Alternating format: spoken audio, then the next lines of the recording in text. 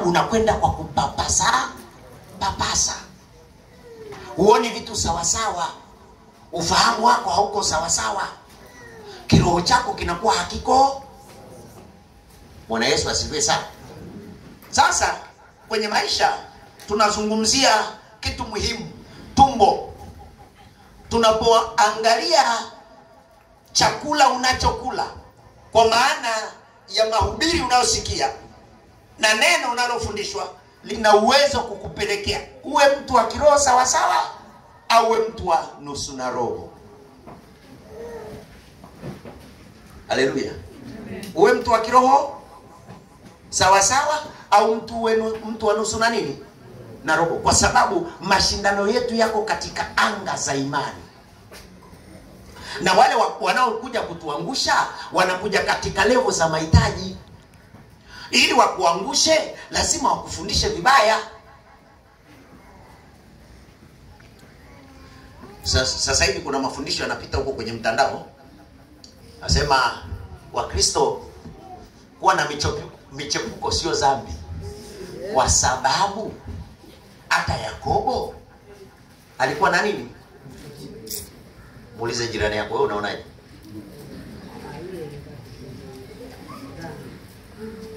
Ushetani. Ushetani. Ni ushetani kabisa. Sijui umenipata vizuri. Dhambi. Na ndio maana nikisema sasa tukusanye simu hapa tuanze kukaguana. Kuna wengine tutakuta madoti. Nakwambia ukweli. Kwa nini? Nikiwa kanisani mimi mwaminifu. Tena naomba vizuri. Tena ukinikuta kwenye anga zangu panduriliza ndekele mojo kubanjalele. Yesu, nikitoka hapo kwenye koti la bangu kuna chao.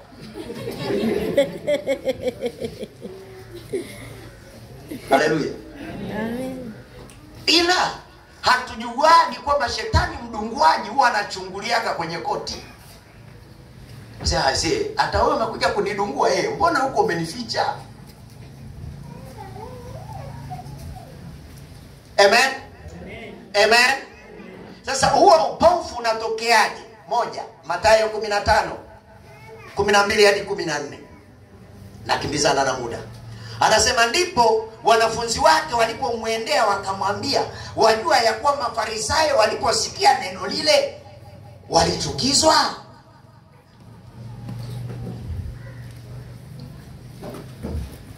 Waliposikia Yesu anafundisha wakachukia. Na inawezekana kuna watu wanasikia leo anafundisha hapa watachukia.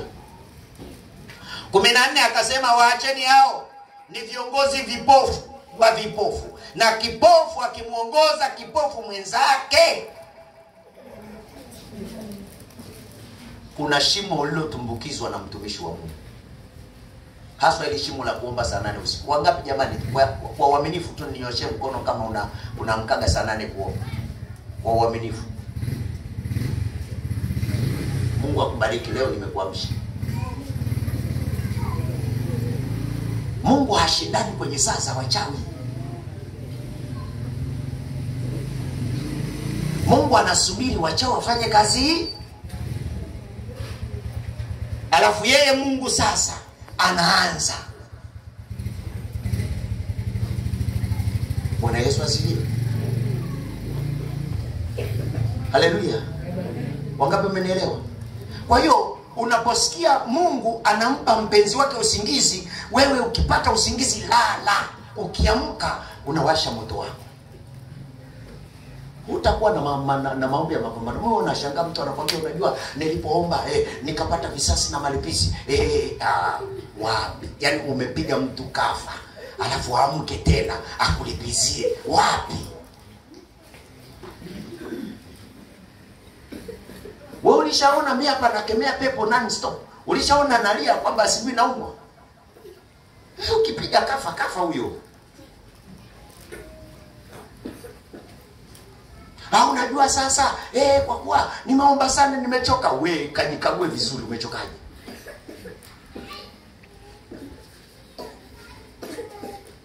unatakiwa uwe mashine ya mbinguni masaa 24 uko fiti, kwa sababu ukitoka hapa hujui nani atakuja. Kuna wengine watakuvizia kanisani, kuna wengine watakuvizia nyumbani, na akija hodi huwezi kumwambia bwana ondoka nimechoka, samani njoo kesho.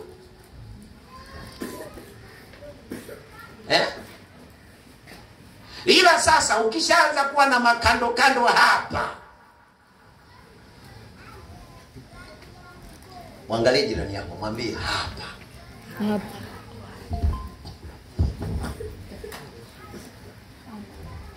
Kiongozi kipofu lazima awe na mafundisho kipofu, awe na maono kipofu, awe na maelekezo kipofu. Haleluya. Warumi 2:12 mpaka 24 utasoma nyumbani kwako kwa muda wako. Mimi naomba nisome mstari wa 20. Anasema, mkufunzi wa wajinga, mwalimu wa watoto wachanga, mwenye namna ya maarifa ya kweli katika Torati, katika neno. Lakini jamani, si tunafundishwa neno la Mungu? Ndio. Si tunaelekezwa neno la Mungu? Ndio. Na tena unaambiwa amka usiku wa manane omba. Alafu tuna zile simu za kuamshana. Wakati wa kuomba. Wewe. La. Kwa sababu nguvu ya Mungu iko inafanya kazi.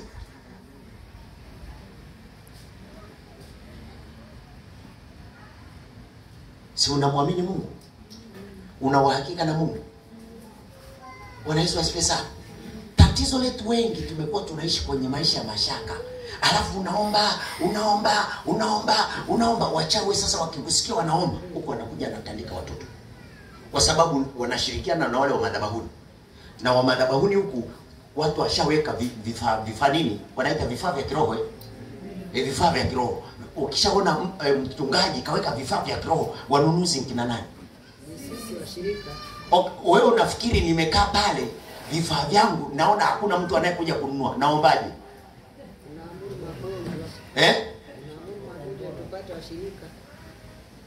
Na kama unabisha, niwaelekeze, nenda tu kwenye TV yoyote ambayo huyo mchungaji anauza vifaa tiba au maji au mafuta, fungulia tu mfululizo wiki.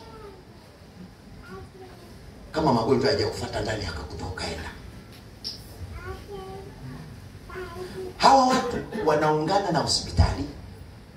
Hawa watu wanaungana na waganga wa kienyeji. Hawa watu wanaungana na wachawi.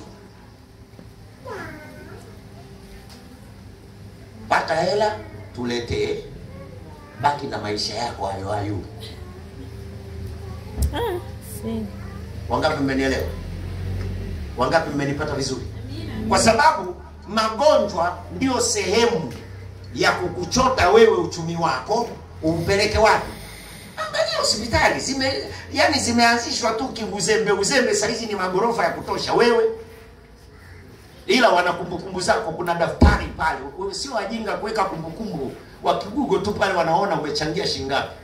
Wakiona hazitoshi, magonjwa mengine yanakuja mpaka utimize. Kama lengo ni milioni 7 utafikisha tu. Na ndio maana ukienda kwa daktari, hakuna daktari mwenye huruma. Hata kama umwi popote, nenda tu atakupima. Atakwambia una pressure. Alafu atakachofanya, akisha kuandikia vipimo kwambia pitia pale dirishani ukalipie dawa. Kama huna bima, wana huruma.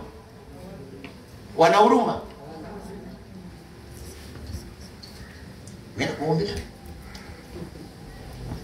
Bwana Yesu asifiwe. La kwanza, hao ni watumishi. Kwa sababu Biblia inasema mtumishi wa Mungu kitu cha kwanza anachotakiwa kuwa nacho ni utakatifu.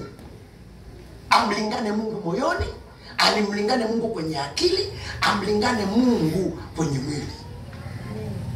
Sasa utamshangaa mtumishi wa Mungu amekaa kisembe. Akiwa kijiweni, yeye ni wa kijiweni. Akiwa nyumbani, yeye wa kijiweni. Akiwa kanisani, yeye ni... Ujue shetani mdungwaji, kazi yake ni kukuchungulia tumekaa wapi. Juzi nilikuwa na kikao pale Kigamboni. Niko na vikao vyangu huku, nasikia huku ngoma imewamba. Wakaenda watumishi pale, sio kwamba hawapo, sio kwamba watumishi hawapo, wapo. Na wengine wanajitoa kumtumikia Mungu, lakini sio katika level zile. Yuko kuna mapepo yakaibuka mtaani. Akaenda mtu wa kwanza akamwambia pepo, nikamwangalia nikamwambia, wewe uniwezi. Fikiria mtumishi wa Mungu ameenda kuombea mtu, alafu pepo linamwambia wewe achana na mimi, uniwezi. Sasa mtumishi akiambiwa uniwezi, si ni dharau. Kaanza kwenda kumshika baba katika jina la Yesu. Alivutwa, alipoachiwa ni kama upepo ulienda kumtupa kule nyuma. Akakalia kiti kavunjika, mtumishi wa Mungu chini.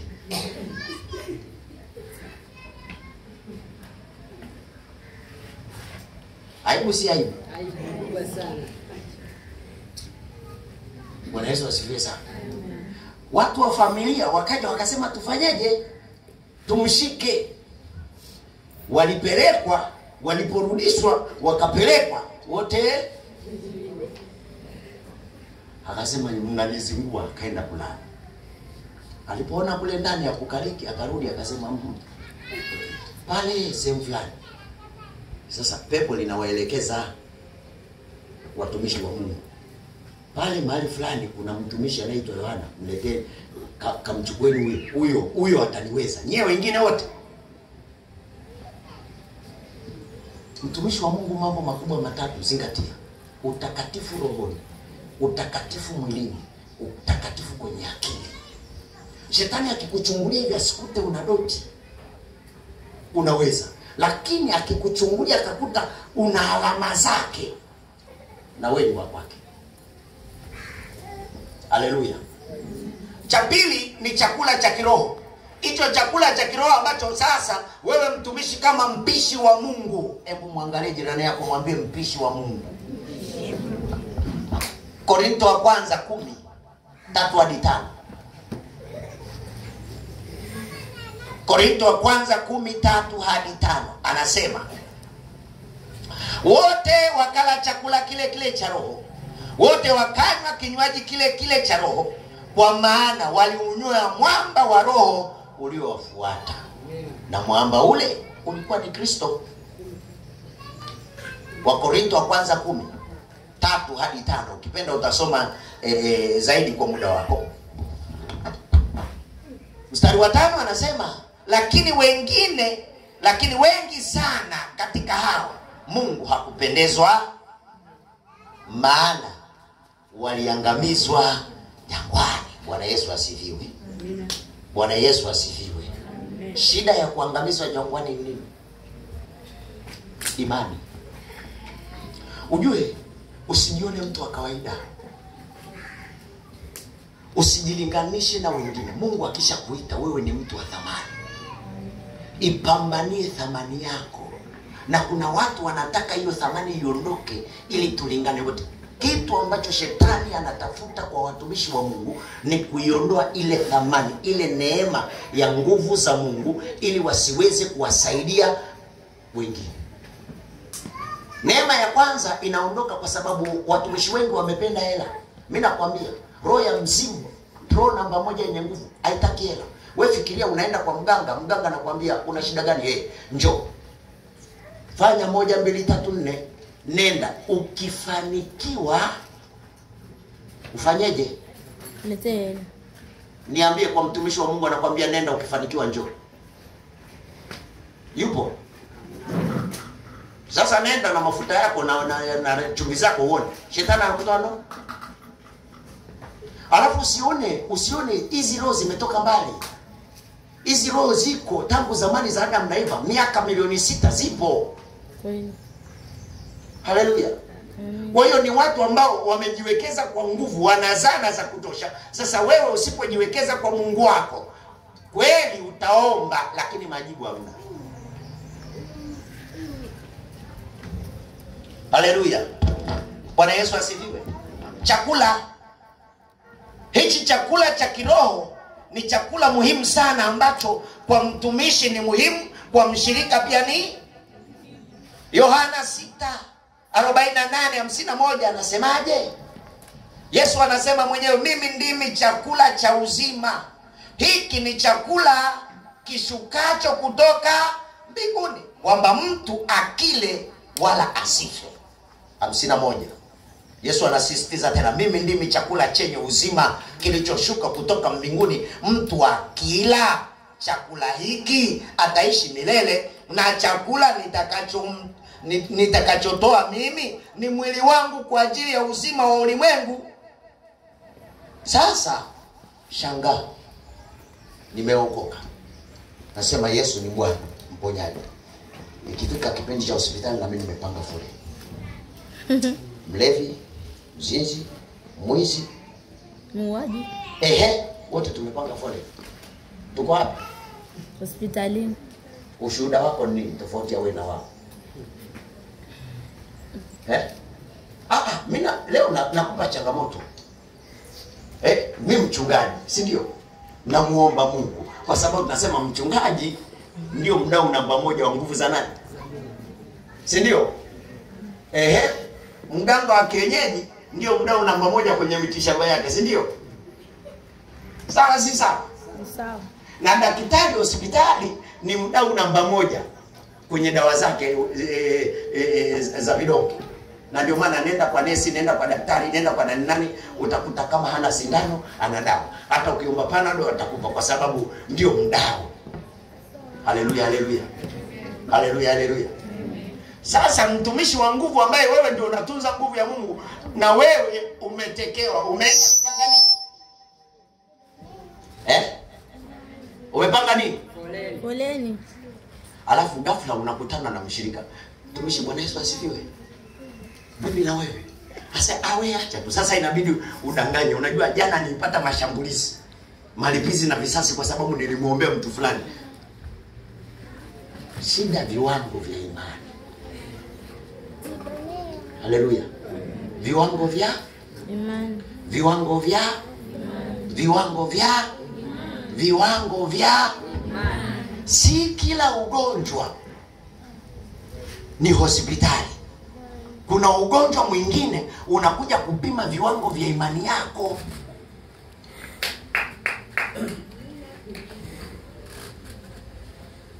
Wewe hata kama upendi nisikilize hivyo. Kuna magonjwa mengine yamekuja kupima viwango vya imani yako. Si unasema unamwamini Mungu na unaomba. Hivi umesikia tu kamshale hapa kwenye mguu, dawa. Dawa. Maombi yameenda wapi? Mwangalie jirani yako, ombi vipi? Bwana Yesu asifiwe.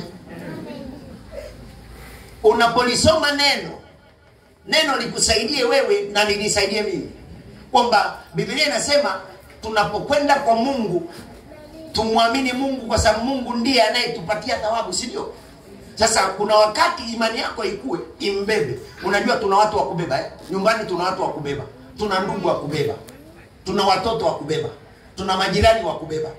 Tuna watu wa kubeba. Yaani kule kuna ndugu zetu wengine ni waledi, hajawahi hata kuokoka. Wanakusubiri wewe uwaombee. Yaani wao wanasubiri wewe uwabebe. Mwambie jirani yako wanakusubiri.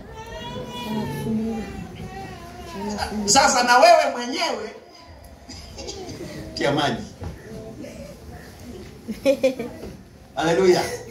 Haleluya we. Haleluya. Haleluya. Haleluya.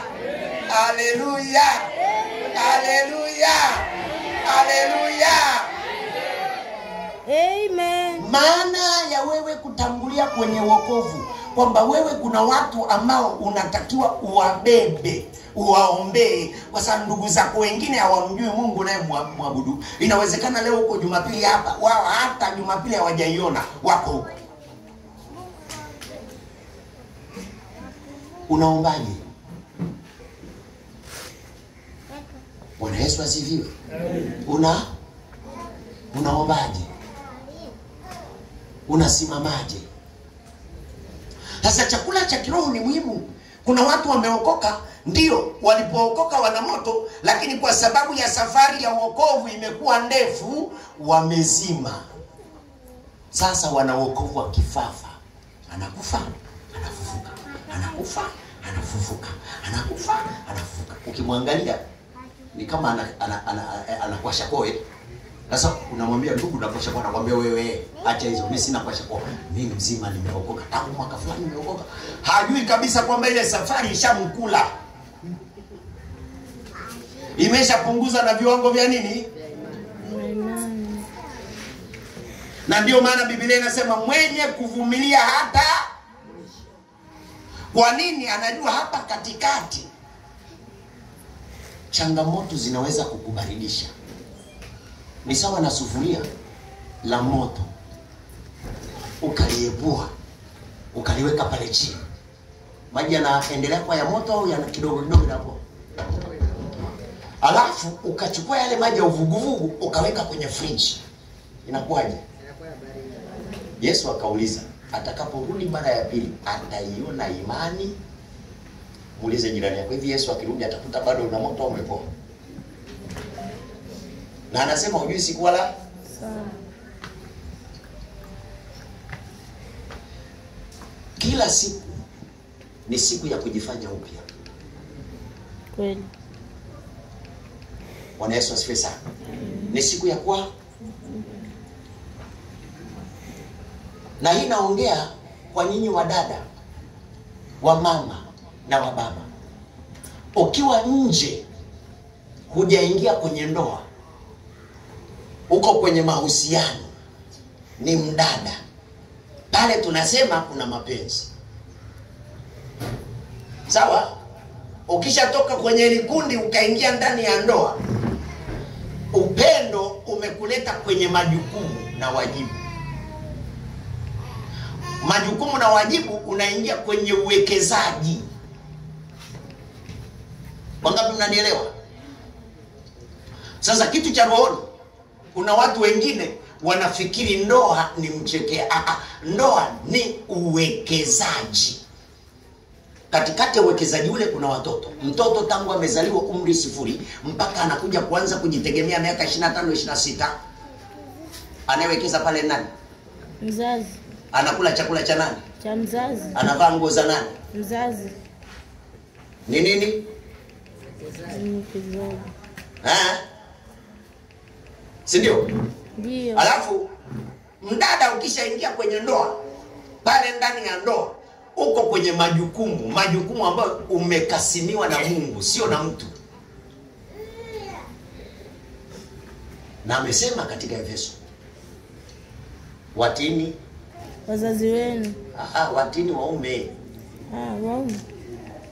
Watini waume zenu. Sasa tangu umri 0 miaka 24 unaingia kwenye ndoa mpaka miaka 65 70, wewe ni mwendo wa utii.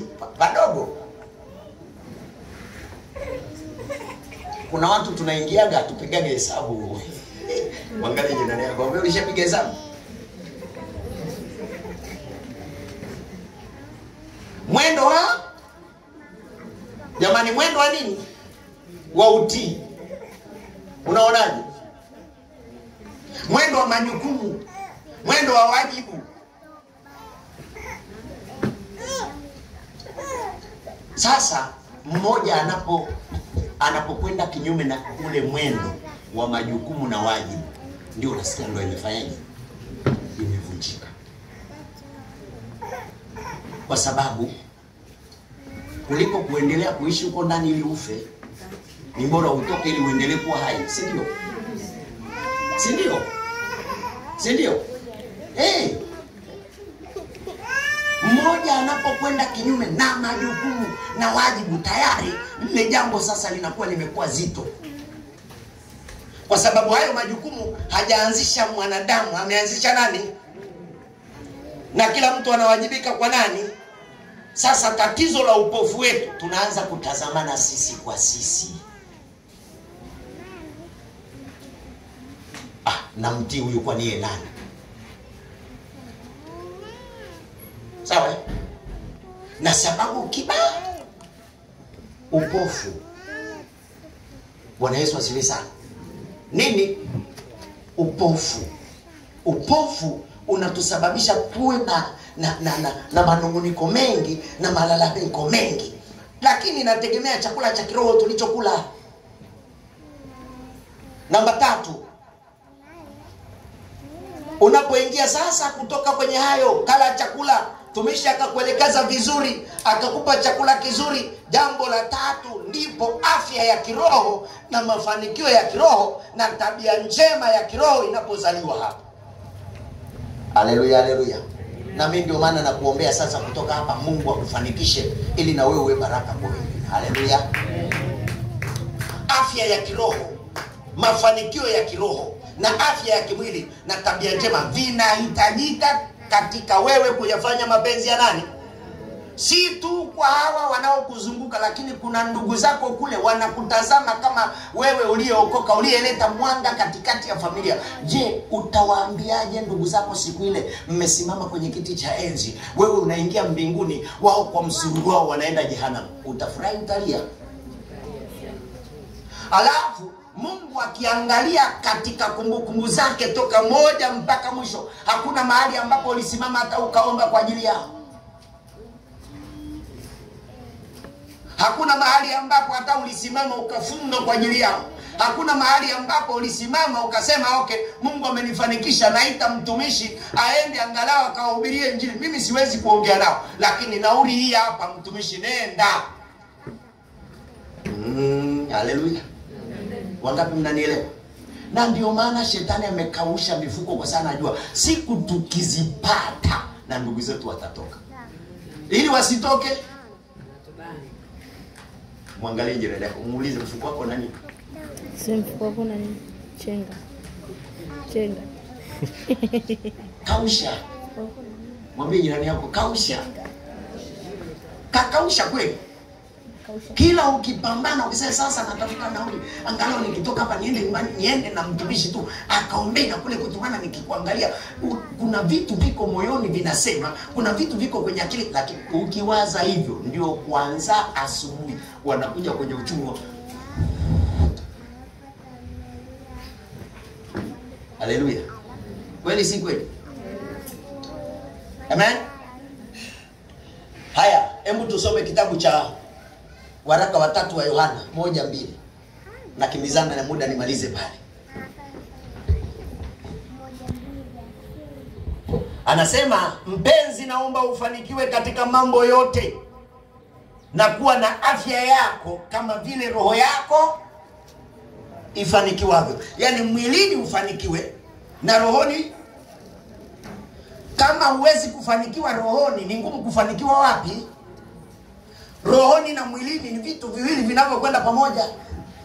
Yakobo sura ya 2 mstari wa 26 anasema, maana kama vile mwili pasipo roho umekufa, vivyo hivyo na imani pasipo matendo imefanyaje?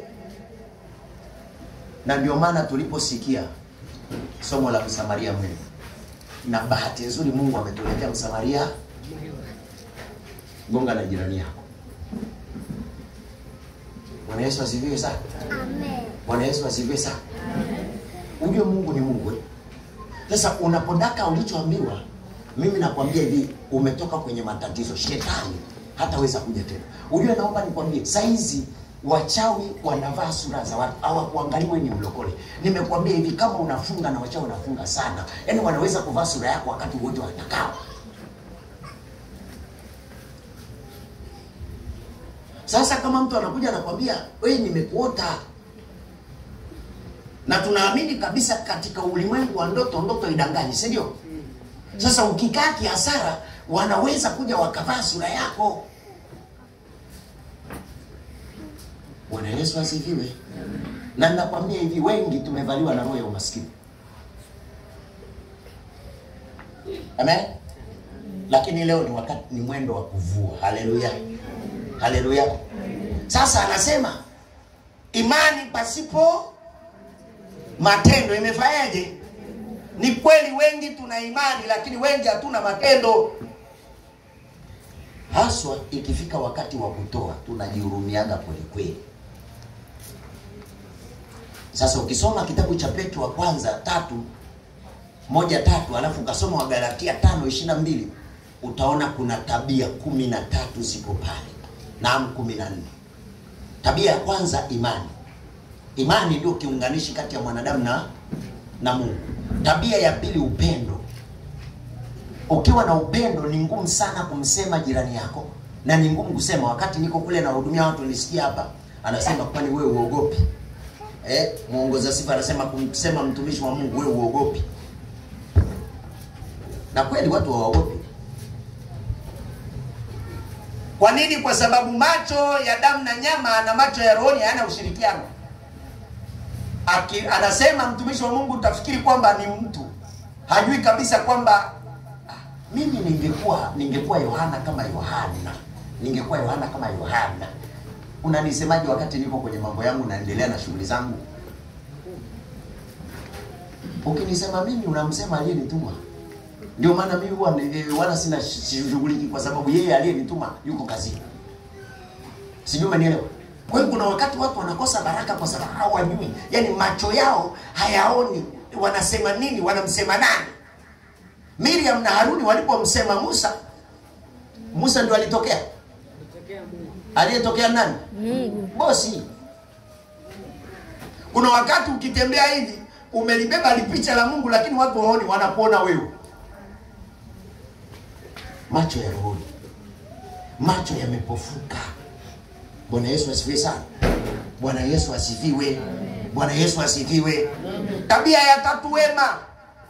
Tabia ya nne, uwe na upendo wa ndugu. Ukimpenda ndugu, mimi nakwambia hivi, tumeitwa kuwa watu wa habari njema. Usibebe habari za mtu, acha kumuongelea mtu, ongelea habari za Yesu. Yesu ana uwezo wa kukusaidia kwenye matatizo yako. Ukimuongelea mtu anakuja na matatizo yake. Yaani iko hivi, kwenye ulimwengu wa kiroho iko hivi. Mimi nimemmisi Francis. Simama. Alafu niko hapa nazungumza na mzee kiongozi. Ase, nimemmisi Francis. Sasa dakika hiyo tunazungumza, njoo. Wakati niko na huyu nazungumza, huyu jamaa anafayeje? Alafu sisi tunasemaje? Njoo.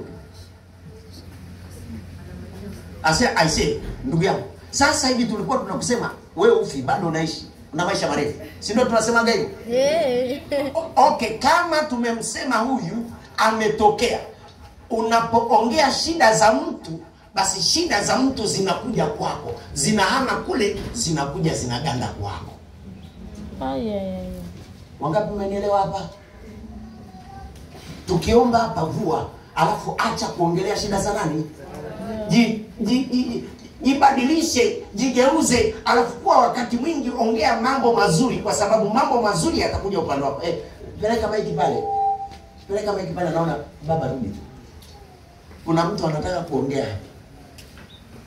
Wangapi mmenielewa jamani? Ukiwa na macho ya rohoni, unaweza ukajiloga mwenyewe. Unapoongea habari za mtu mbaya, basi wewe mabaya yatakuwa nyumbani kwako. Ukiongea habari njema, basi mambo mazuri yatakuja upande hapa.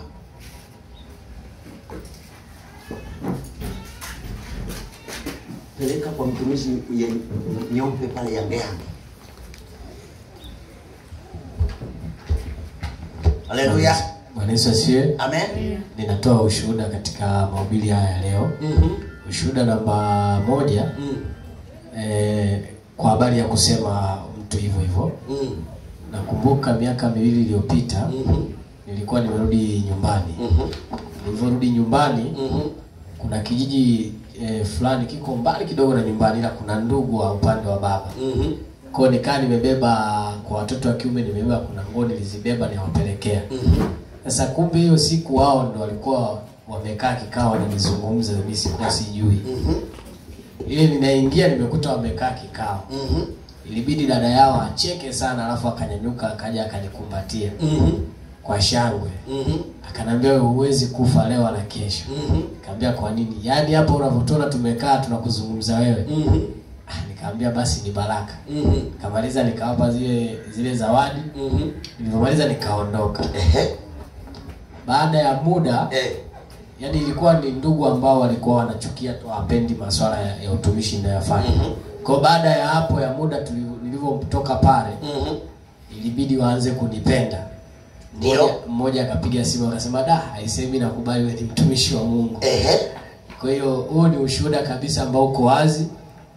Yaani unavyohubiri mimi nakumbuka kule ambao kumetoka. Sasa kama walikusema ukatokea, unapomzungumza mtu katika ubaya, nini kinatokea? Jamani, nini kinatokea? Manake kiroho umeamua kuyaita mabaya yaje upande wako, na ndio maana tuliookoka wengi tumekuwa na mabaya mengi. Kwa nini? Midomo yetu haijajaa Yesu, midomo yetu imejaa watu. Alafu midomo yetu imejaa ubaya, haijajaa habari njema. Anasema ni mizuri kama nini miguu yake aletaye habari. Muulize jirani yako, una habari njema? Ukikaa dukani kwako, badala ya kuzungumzia biashara yako, unazungumzia watu. Ukikaa nyumbani kwako, badala ya kuzungumzia watu, biashara, mafanikio, unazungumzia watu.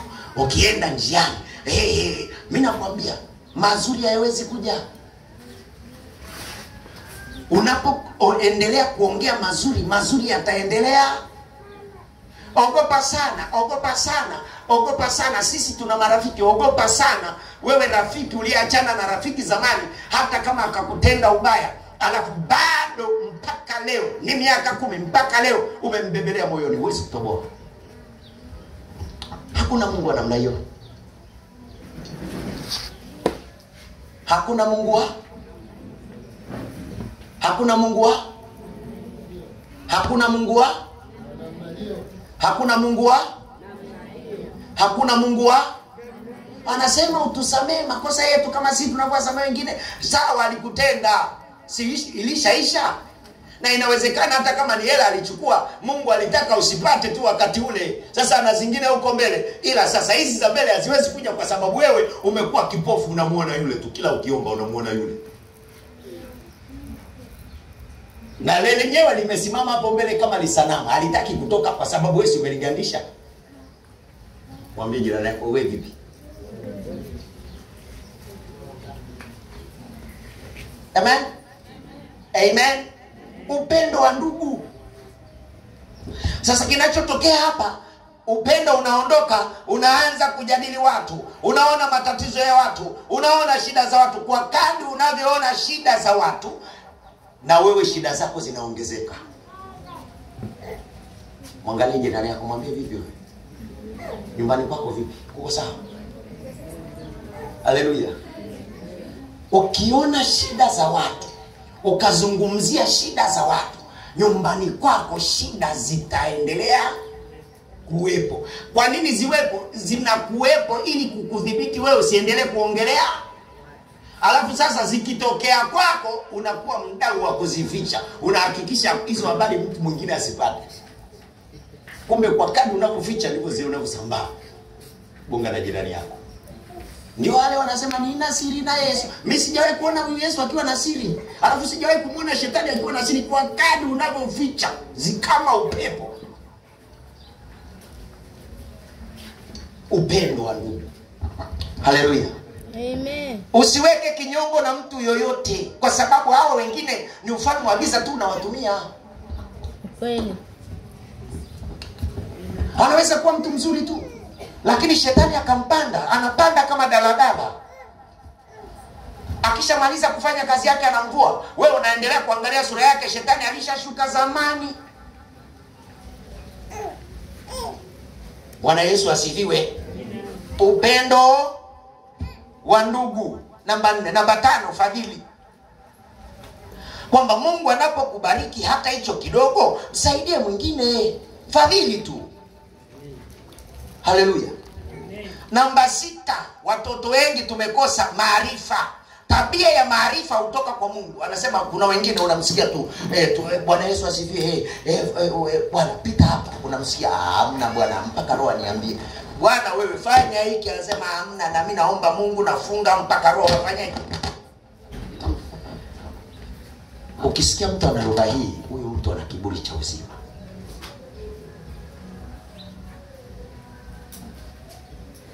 Bwana Yesu asifiwe. Sisi tumetofautishwa kabisa na wanyama. Kuna Roho Mtakatifu anaweza kuongea, kuna maarifa yanaweza kuongea, kuna hekima inaweza kuongea, kuna mazingira yanaweza kuongea. Yaani mtumishi wa Mungu unatakiwa uwe mwanzi. Upepo ukivuma lazima uende. Yaani Mungu anaweza kutokea kwa mtu yoyote akasema chochote. Yaani wewe kuwa mwanzi. Kasia hamna. Na mimi mpaka nifunge na kuomba kama roho hajasema sifanye. Wewe utasubiri aseme, alishasema na huyo mtu. Na ujumbe ulishakufikia. Kwa hiyo kufunga, omba, fanya nini, wewe utakuwa unacheza.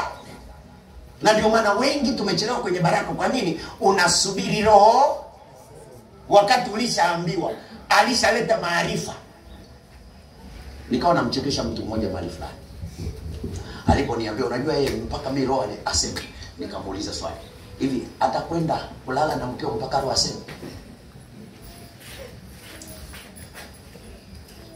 Unajua kuna wakati mwingine watu wana majibu yasiyoeleweka. Alafu mtu anakujibu na wewe unamjibu mpaka mtu anajishangaa. Maana alijishangaa. Akaniangalia, unasemaje? Nikamwambia sirudi tena. Haleluya. Haleluya, haleluya.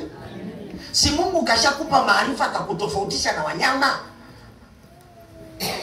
Haleluya. Bwana Yesu asifiwe. Bwana Yesu asifiwe. Bwana Yesu asifiwe. Wengine tumepoteza maarifa ya rohoni. Alafu wengine tumepoteza kiasi. Wengine tumepoteza saburi.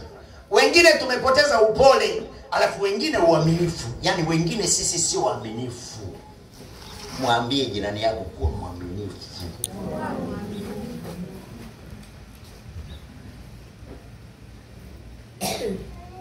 Maisha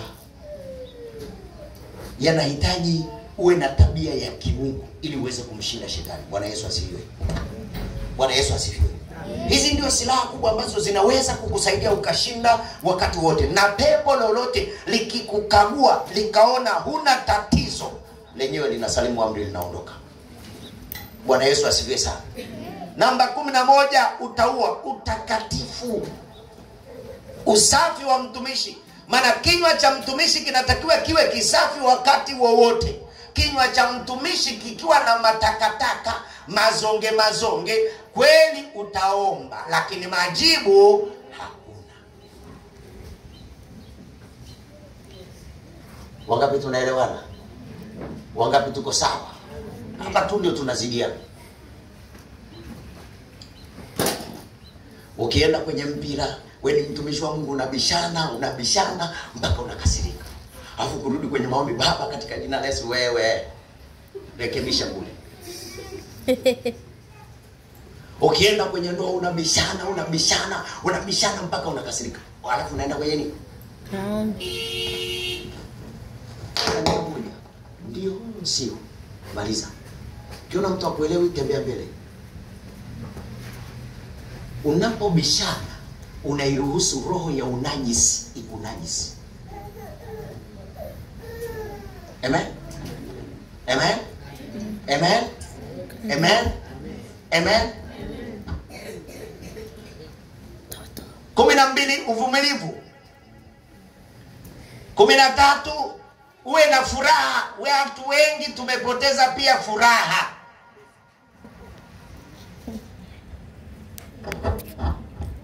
Na mwisho, amani. Bwana Yesu asifiwe sana. Wangapi tumeelewana hapa?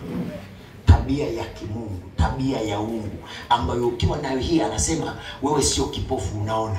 Maana sihitaji kusubiri niombe, Roho Mtakatifu aniambie. Maarifa ya neno la Mungu, si ndio maana nimesoma? Si ndio maana nimesoma? Yaani maarifa yamenitofautisha mimi na ng'ombe. Amen. Kwa hiyo nikiona mazingira tu najua kwamba hapa Biblia inaniambiaje. Amen. Kwa sababu ndani ya ufahamu wa rohoni kuko vizuri, kuko intact. Mbingu zinanasa, yani zile nyaya za kutoka mbinguni zile zimo. Kwa hiyo zimeniconnect. Hapa Biblia inaniambia, Mungu ananiambia hivi. Na kamata mazingira natembea nayo. Sasa kama sijakamata na nguzo yangu imesimama, mstimu umesimama, nyaya ya umeme haijaunganishwa, taanza kubishana. Wani mtumishi sama leo unasemaje? Sijaelewa. Wewe unanionaje kwanza? Naanza kufanyaje? Kwa sababu nyaya zimefanyaje? Na umeme umefanyaje? Gonga na jirani yako, mwambie weka umeme vizuri. Weka umeme vizuri. Haleluya. Ukiwa mtu wa rohoni, huangalia aliyopita, unaangalia yajayo, kwa sababu macho yanapiga mita 100 kule, yanaona baraka. Inawezekana huyu amenitenda kwa sababu ilikuwa ni mpango wa Mungu tuachane mapema, kwa sababu kule mbele atanisumbua. Sasa naanza kumngangania, namshikilia, nasema unajua singekuwa huyu ningekuwa nimefika kule, unajua bwana huyu kaniharibia.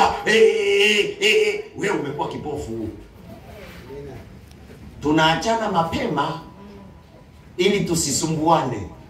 Kama Ibrahim na Lutu walivyoachana mapema, jamaa akachochora akaenda Sodoma, akaishia Sodoma, mwisho wa siku akatoka mke akageuka jiwe la chumvi, vikaharibika. Ibrahim akasogeza akakaa kwenye mialoni ya Mamre, Mungu akamfanikisha na akaendelea kuitwa baba ina haleluya. Kuna watu wengine tunaachanaga mapema tusisumbuane wakati wa kufanikiwa. Ni kweli. Gonga na jirani yako, mwambie usiofu aliyekuacha. Sasa usimbebelee kwenye moyo, kwamba moyo wako Biblia inasema ni umekuwa hekalu. Sasa hekalu lako limembeba mtu fulani, kwa sababu zamani alikuwa rafiki, alafu rafiki akageuka, alafu rafiki akakutenga, alafu rafiki akakukomesha. Sasa umembebelea, umegeuka na wewe sasa ni mtu wa habari mbaya. Unasema mabaya ya yule, mabaya. Ukikutana na mtu mwingine unamwambia unajua bwana fulani asingekuwa fulani isingekuwa na maisha haya. Alikutenda kwa sababu Mungu aliamua usipate hela wakati ule. Sasa kuna hela iko kule mbele, ila wewe umesimama kama sanamu la Michelin wendi. Unachapa mguu. Unachapa mguu. Vipi bwana twende? Usijue naenda hivyo. Asubuhi uko pale pale. Mchana uko pale pale. Jioni uko pale pale. Kiroho unachapa nini? Mwambie jirani yako acha kuchapa mguu za safari. Acha kuchapa mguu za safari. Amina. Haleluya. Wangapi tumeelewana? Wacha kuchapa mguu. Kwamba unajua bwana mimi natembea. Wenzako akikuangalia utembei huko tu. Anasema bwana twende, si unaona ndio tunaenda hivi. Mboko sehemu moja stagnant. Bwana Yesu asifiwe. Bwana Yesu asifiwe. Amina. Bwana Yesu asifiwe. Mwambie jirani yako, kuwa na tabia za kiungu shetani hawezi kusogea. Kuwa na tabia za kiungu shetani. Lakini ukiwa na tabia za kibinadamu shetani atakuja tu. Bwana Yesu asifiwe sana. Naomba wale mliokuja na zile zawadi zenu, hebu simama pale ulipo. Simama pale ulipo. Huu ni wakati